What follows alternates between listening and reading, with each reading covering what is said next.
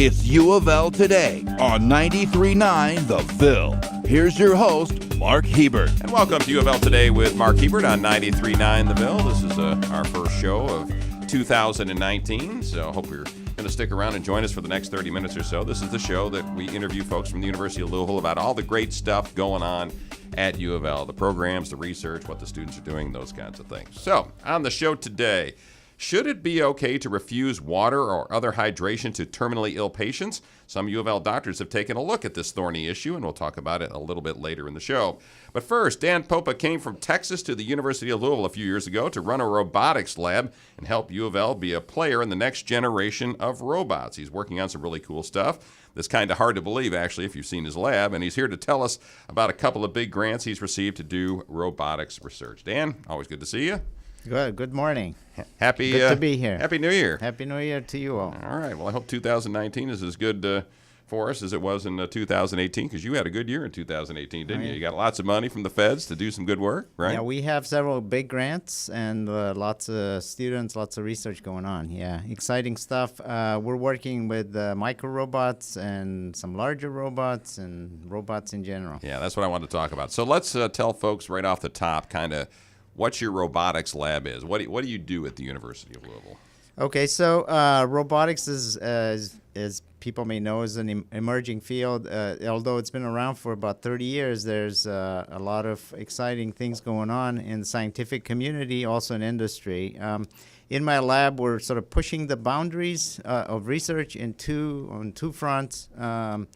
One is in the small domain, the micro-nano robotics domain. And what we're trying to do there is to shrink things down to the size of a pea gravel or more, or smaller. Yeah, I was going to say a whole lot smaller because I've seen that, but we'll talk about that a little bit more. A micro-robot could be anything from a few millimeters to, actually we're working with things that are half a millimeter in size, all the way down to 10 microns, micrometers. That's 10 to the power minus 6 of a meter. So that's over my head, man. I can't figure that out. That's generally, these are things that are very tiny. You can't really see them, or you can see them, but not very well. So the challenge there is, larger robots have all kinds of sensors and actuators and batteries and things like that to manage their functionality, but at these scales, it's much more challenging to power them that way, to control them, etc. So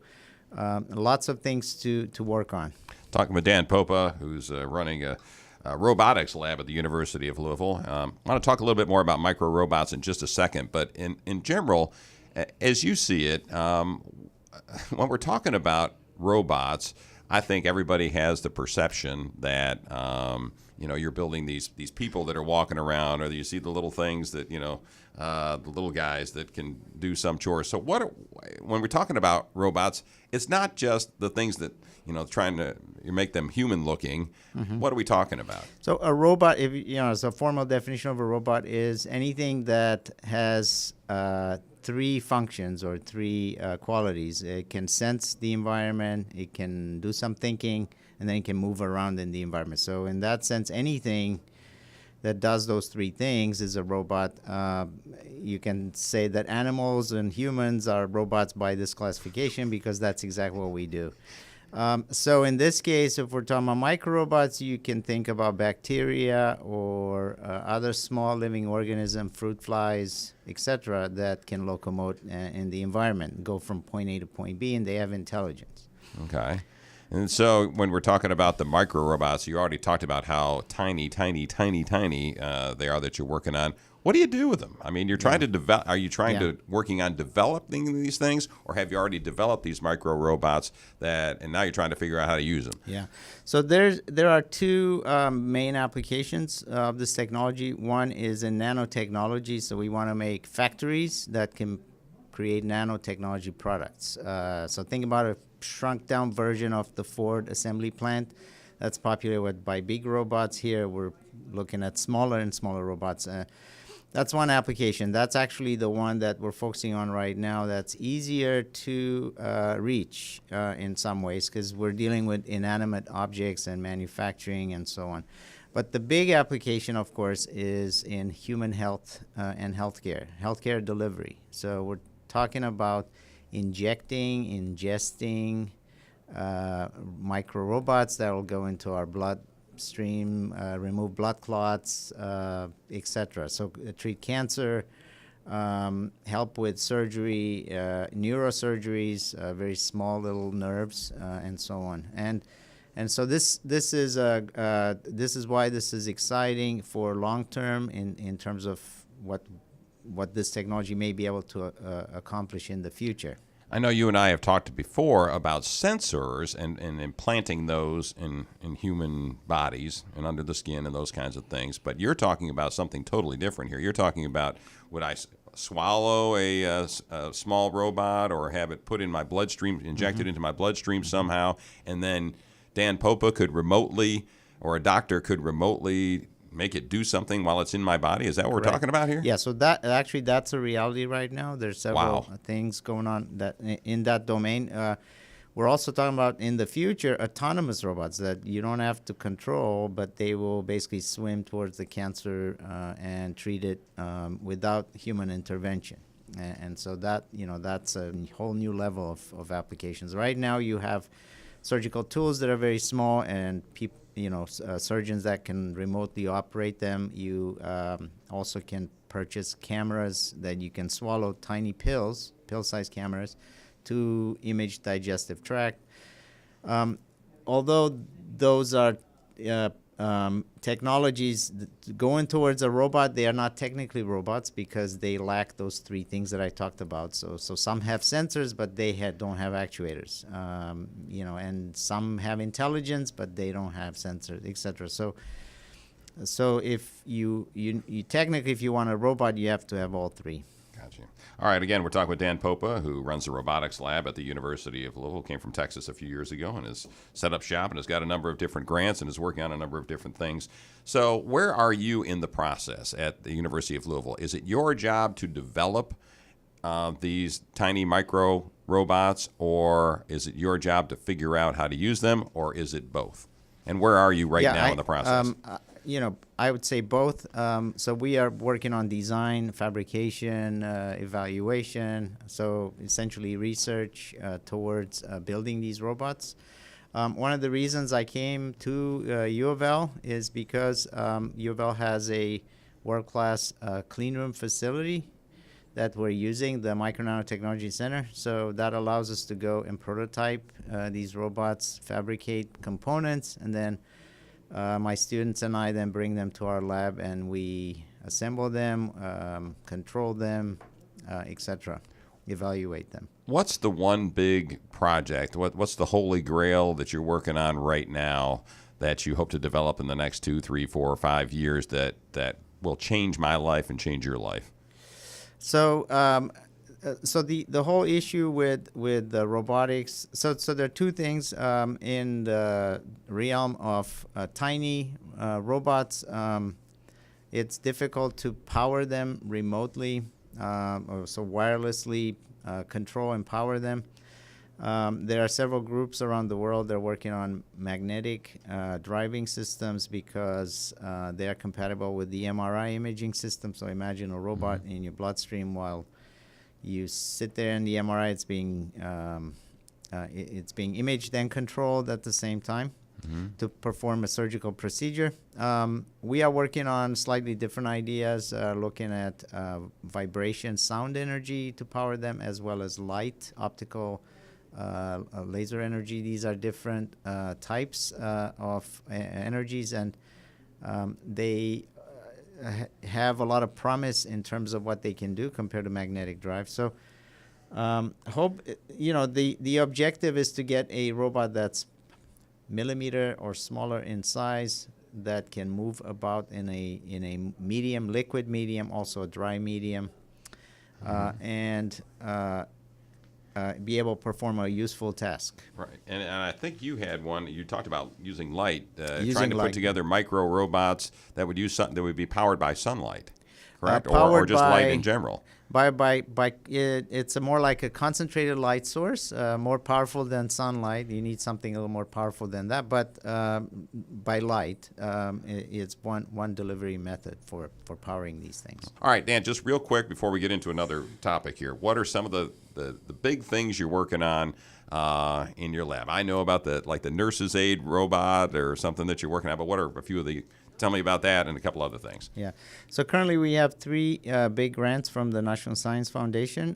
One is to control microrobots by light for nanotechnology applications. The second one that we've been actually working on for several years is to create the next generation robot nurse assistant. That we actually spent a few years and designed and built a nursing assistant robot that can fetch items for a patient that's in bed, and also can help walk a patient for rehabilitation exercises.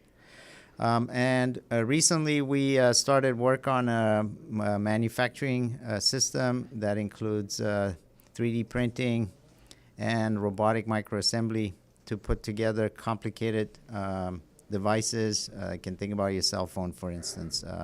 But a wide variety of micro and nano systems. Yeah, that's going to be my next topic, and I think it's called Nexus, right? It's a $1.5 million grant to come up with this tiny manufacturing system, right? Isn't that what we're talking about? Yeah, so the manufacturing system itself is not tiny, but the idea is actually quite large. It's sort of like a reconfigurable manufacturing line that will allow us to quickly put together a complex system that has tiny parts. You can think about a watch. You can think about your cell phone. You can think about other types of sensors and micro robots that we're working on. But the idea is that at this scale, instead of having people do the assembly tasks and production, we want to have robots doing that for several reasons. One is that they're more accurate. Secondly, it's because the production involves very complicated processes and is very time-consuming. So rather than have our grad students run from one oven to another with the samples, we want to have a self-contained instrument. We call it the Nexus. And in the future, the idea is to be able to make prototypes very quickly that can be used for additional studies. So right now, if you want to create a new device, you spend a lot of time making the device, and you don't have enough of these devices to do any kind of studies with them.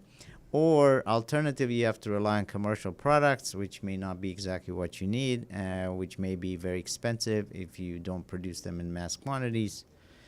So the vision is that somebody sends you a design file, and this robotic tool will be able to produce your device, a few samples of your device, and then you go from there. Well, let me ask you this question then. So I think what you're telling me is you've been you're being paid, essentially. You got this grant from the feds to come up with a manufacturing system that is not small, but it's on how big of an assembly line are we talking about? 15 feet by 15 feet by 10 feet. So it's, imagine a cube. It's a big box. Big box. Okay, yes. So it's a big box in a room. And but right now, if Apple is making iPhones and they're making little tiny parts to put in that iPhone, there's no way to replicate that for other things. So that's what the University of Louisville is working on. Am I close? So right now, Apple, as you know, is doing manufacturing in China, and also, as you may have seen, the OEM, the contractor that's doing the work for them, does the assembly in China. Is very labor intensive, although they do have robotics. They also are thinking of going in that direction. Essentially, as you shrink the size of components down, it becomes counterproductive to throw human labor at this problem. And humans can't handle something that small. Right. Correct. So whether that production is done in China or here, it doesn't matter to the robots. They will still do the same kind of job. So, but however, the price of the iPhone, you have the volume production, the quantities of scale that Apple is dealing with. If you try to do something as complicated, but it's not exactly an iPhone, but something different, it'll cost a lot more because it's a one-of-a-kind thing. So we're trying to build a system that can actually allow you to do a few prototypes of something new that are not that expensive. A robotic assembly line that makes really small things. Yes, and can be replicated. And can be, can make a few of them. They don't have to make millions of them, but a few of them enough so that somebody can run a research study with a new type of sensor or new type of device. And somebody, any researcher in the United States should be able to access this tool in the future. That's the idea. They'll come to UofL Micro Nanotechnology Center and get this as a service. Okay. Again, we're talking with Dan Popa, who's a professor at the University of Louisville and also runs the robotics lab at UofL. How are your students taking part in this? What are they learning? Yes. So since coming here at UofL, my lab has expanded every week, almost every day. I have students interested in coming and learn what research is all about. Currently, I have 15 students, a team of 15 students composed of graduate students, but also an increasing number of undergraduate students that want to learn about research. And everybody's very excited. Actually, we, although it's a big group, it's actually not big enough to do everything that we have signed up to do. So I'm always looking for new students and trying to convince, to get the best and brightest students at UofL. All right. And we have a lot of them, and I'm very pleased to see that we're receiving a lot of attention. Do they know what they're doing when they come into your lab? Are they quick learners? So it's a combination. So we have somewhat of an apprenticeship program where the new students hang out with the older students, and then eventually they become really good, and then by the time they're good, they leave, so they have to train new students or something like that. I'm trying to set up this pipeline. I got you. All right, and before you leave, I got to ask you the $10,000 question that I've asked you before, and I'm sure people ask you all the time. Are robots going to take over the world and put us all out of jobs? I don't think so. So are they going to take over the world in the sense they'll be as ubiquitous as our cell phones? Yes, I believe that's going to happen in the near future. It's already happening. Your new cars have all kinds of features. However, they're not going to replace humans. And although a lot of jobs may go away, those are probably the jobs that people don't want to do anyway. And there will be lots of other jobs created. I'm not worried at all about a takeover, as other people may be. All right. And we're still some way off from there. It's still it's not an easy road ahead. And UofL, with you on board, is on the cusp of trying to help out this robotic revolution, right? Yeah, we are actually increasing in capabilities, and also we are starting in new programs here at Speed School in the area of robotics. We are hoping to attract new faculty and grow the program and also graduate next generation of students. I also would mention that my students in general, whenever they graduate, they find jobs right away. As we would suspect. Yeah. Hot field. Anything involving end-of-life decisions can be controversial, and what we're about to discuss is no exception. Should doctors keep terminally ill patients fully hydrated? Dr. Steve Lippmann is a gratis faculty member at the University of Louisville. He also does clinics at UofL, while Raj Yeruva works in infectious diseases along with Pradeepti Badugu, who are both in infectious diseses. So welcome to all of you. Good to see you. Thank you so much. Raj and Steve, welcome back. Good to see both of you. Thank you. All right. All right. Well, let's. This is a kind of a touchy subject that you guys took a deep dive into, and we were talking about hydration issues involving terminally ill patients and how you make that decision. Number one, and then number two, is it possible that not hydrating terminally ill patients is actually good and relieves them of some of the pain? So why don't you guys, you two, talk about what you did in this paper, in the study? So hydration is usually stressed in the medical practice as maintaining the patients with the fully hydrated state. It's essential for the well-being of the patients and also maintaining the fluid balance. So in terminally ill patients, so hydration and dehydration, these are the concepts, and at times doctors do find struggle whether to hydrate them fully or to dehydrate the patients when they choose to die. So in these patients who are terminally ill, dehydration could be a process that can hasten death, who choose to die, right? So it's a controversial subject with medical and from the medical and the ethical standpoints, and physicians usually have a tendency to fully hydrate these patients. And Well, because doctors normally, I mean, that's what they're calling is they're supposed to save people and keep them alive, and right. So it's a conflict, isn't it? Yes, absolutely. So in terminal ill patients, what we see is like they might be having an intractable nausea, vomiting, diarrhea, or ascites, or urinary or fecal incontinence. And by dehydrating these patients, we can actually decrease these symptoms. And if a patient is terminally ill with a tumor, we can actually decrease the size of the tumor with the help of dehydration too. So in these ways, dehydration can be helpful in terminally ill patients. And Raj Yeruva, when you were looking at these cases, and you perhaps, I guess, probably talked to doctors and some others about this, what did they say? I mean, or what do doctors say about this idea that, well, why don't you withhold water from these terminally ill patients?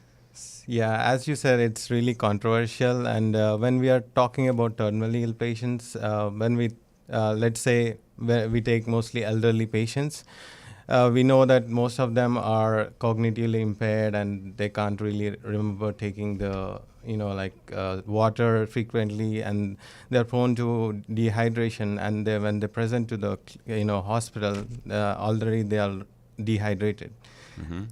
And physicians have this idea to maintain the hydration all the time. That's what we were taught, and that's going Mm-hmm. on and on. So, but the controversy here is we want to our team choose this topic because we have observed, we are also part of medical, we did our practice before, so we observed that in terminally ill patients, specifically who choose palliative or hospice, we know that they are going through a lot of discomfort, and in that regard, quality of life is very important to follow and provide it to the patient. So the physician should always think about the comfort care there. Mm-hmm. So that's the point where we need to choose. I think that plays a very major role, and we should give the importance to the patient's autonomy.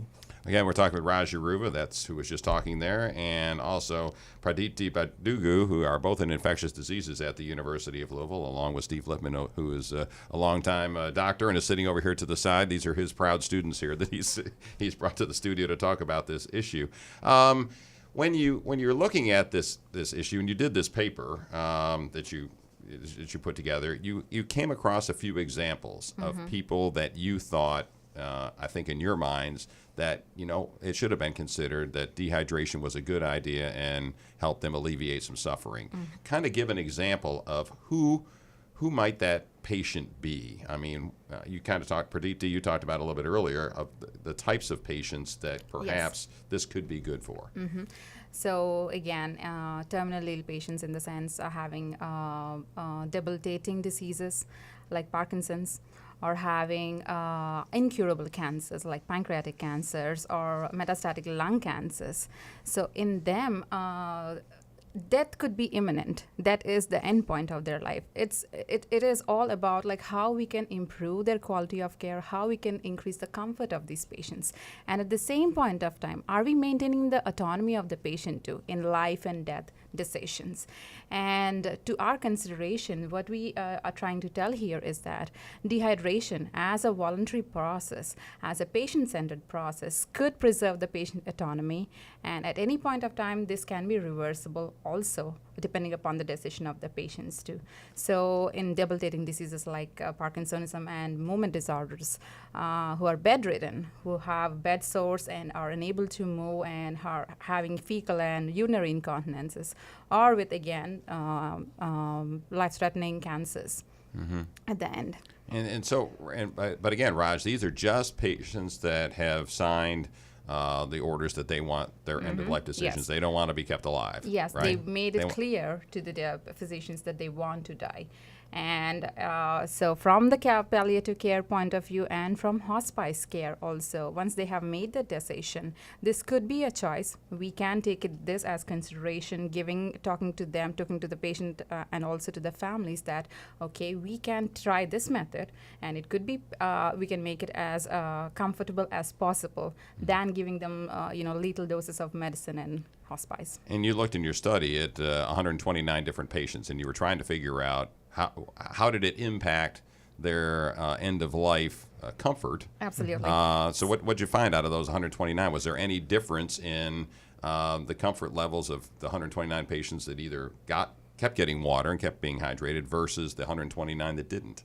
Yeah, so this randomized clinical trial that was actually run before. We actually took it as a reference, but we actually went through it, and we found that the comfort of the patient is important, and they compared the normal population with the terminally ill patients, and they found who are patients who are terminally ill and and who choose the end of life care, they are more happy with dehydration, and when it comes to the level of being very comfortable with what they are doing during the end stage. So we compared the rehydration group to the patients who are taking parenteral nutrition to the patients who are on like nothing, like placebo. Rehydrations, parenteral nutrition versus placebo treatment. So it's a randomized control trial, and what we figured out that there was essentially no difference between the groups. And matter of fact, the comfort care, it mattered more. The quality of life, it mattered more. And essentially, there was no difference between the two. Okay. Steve, you want to chime in here? You've been a doctor for a long time. Yeah, the bottom line is you don't want to prolong death. You don't want to prolong suffering. So in a person who's terminal, it's better to allow nature to take its course and not to prolong the disease. I mean, the whole point in a terminal patient is comfort care is number one. In a young person with an appendectomy, you say it's going to hurt. Well, it's worth it because you're going to live. But in a person that's dying of pancreas cancer, for example, well, it's not worth having the surgery if you're going to die anyway in a couple of months. What? So the point is to let nature take its course, and this facilitates nature taking the patient in a natural way, no different than just not taking medicine or continuing to smoke when you know it's bad for your health. It's really allowing the patient their own decision. All right. So what should we take from this? We got about a minute left here. What should we take from this as people who may have loved ones in this situation, or as people who may be ourselves in a few years, maybe laying on our deathbed, literally? Should we make that a specific request in our end-of-life decision-making papers to our loved ones to say, you know what, I just withhold the water from me. I don't want any. Absolutely. That could initiate a conversation with our loved ones, and when the patients are inside the hospital, the physician can himself or herself can initiate this conversation saying that rehydration or keeping your loved one fully hydrated doesn't improve any chances, or it hasn't proven anything improving the quality of life or comfort care. So do you want to think about it? Do you consider it? A physician can initiate a conversation like that. Very good. All right. And I want to add, we should really respect the patient autonomy, and educating the family is really important in that regard. Right. All right. Yeah. Raj Yeruva, Pradeepti, Badugu, and Steve, good to see you all back, and Happy New Year to all of you. Absolutely. you. All Thank right. so Thanks much. for being on the show. All right. That'll about do it for this edition of UofL Today with Mark Hebert, which you can hear every Monday and Tuesday night at 6 on 93.9 The Ville. You can also listen to the podcast of the shows on SoundCloud, or watch the programs on Metro TV, which is Louisville's government access channel, and KETKY throughout the week. Check out all the UofL news, videos, and events going on at UofLnews.com. Again, thanks for listening to UofL Today with Mark Hebert, and go Cards. Go Cards.